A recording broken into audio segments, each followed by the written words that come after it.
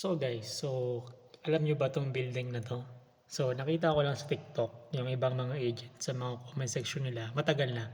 Way back last year 2015 and this year, may mga negative comment. Wala lang, natawa lang ako. Like example dito, 2.1 for 13 square meters. Nagtaka din ako kung bakit dalawa pa kinuha niya. Napakamahal na ito pa. Pero Diyos ko, parang bahay ng posporo. Yung Urban Deca, hindi na. Ito namang isa, worth it ba to kaysa magpagawa ng bahay? Masabi ko lang dito, may kanya-kanya po tayong reference sa buhay. In short, may kanya-kanya po tayong trip sa buhay. So, real estate ay ginawa yan para sa convenient ng buhay ng mga tao. May tumama sa isang comment section. Yeah, like example ito, kung gusto mo wala kang sariling lupa, maliit na bahay pero nasa sentro ka ng QC at malapit sa lahat, very convenient. Ayun, may isa. Mabibigay ako ng example na convenient. Example, nakatira ka sa province. Oy, anak, bili ka nga ng asukal or napkin. Ma, ang layo ng tindahan natin. Abutin pa tayo isang oras paglalakad ko. Or biyahe, papunta ron.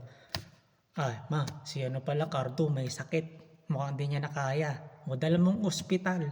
Ma, baka hindi niya nakaya. Ospital natin, mga 2 hours pa bago pumunta ng bayan. Ay, naku. O anak, patang aga niyo jumising. Ma, malayo kasi yung eskwelahan ko eh. Kaya yun, maglalakad na agad ako or babiyahe. Si Cardo naman, umaga rin jumising para makapasok na sa work niya, babiyahe pa siya. Siguro niya naman, nagets yun na naman yun. So sabihin na nga natin tong 13 square meter na medyo maliit, may bibili pa ba niyan? Yes, marami pong bumibili niyan. Kasi mura lang. Halagang 10,000 lang down payment, makakalipat ka na sa property mo or condo. And yung monthly, babayaran mo lang ng 12 to 14K monthly.